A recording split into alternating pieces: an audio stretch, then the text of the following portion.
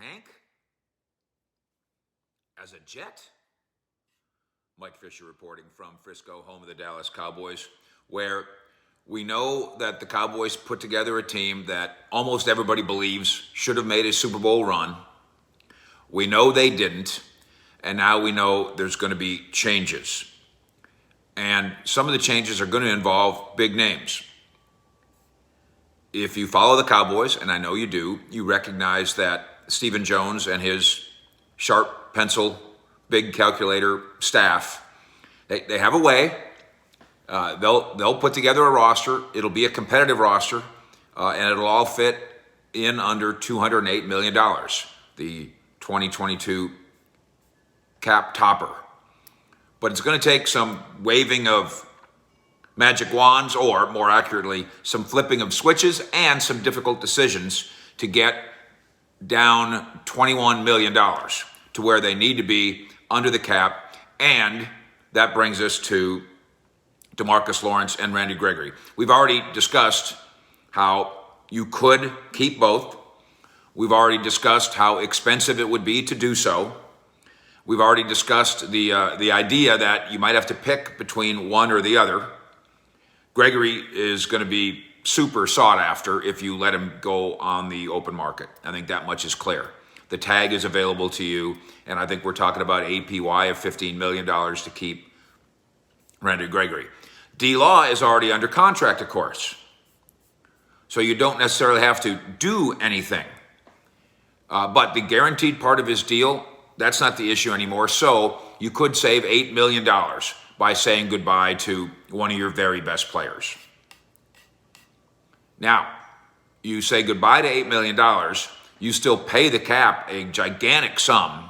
Would you rather have tanked the player or be paying the cap? It's been suggested in this space that if and when the Cowboys go to tank and say, let's renegotiate this deal, let's tear up the old one, come up with a new one, the tank's going to say no. I signed this contract, you signed this contract. If you don't like it, you go ahead and release me. And you can take the $8 million penalty, and I'll go somewhere else. But where else can Tank go to go make $20 million? ESPN is speculating that he would go to the Jets. The New York Jets have cap space. In fact, they have $48 million worth of it. We talk a lot about the teams that are the franchises that are unattractive, generally speaking, and how they have to pay more to get guys to come there. Jacksonville has traditionally been very much that. The Jets qualify there too. $48 million worth of room, a team that could afford to tank Lawrence and pay him the way he wants to get paid. They haven't had a double-digit sack guy in 7 years.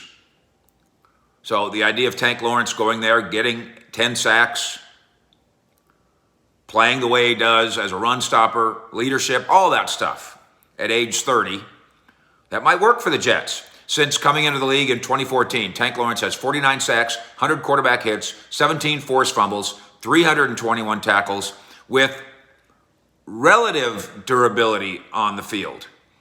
Before missing 10 games last year, he hadn't missed a game since 2016, playing hurt quite often.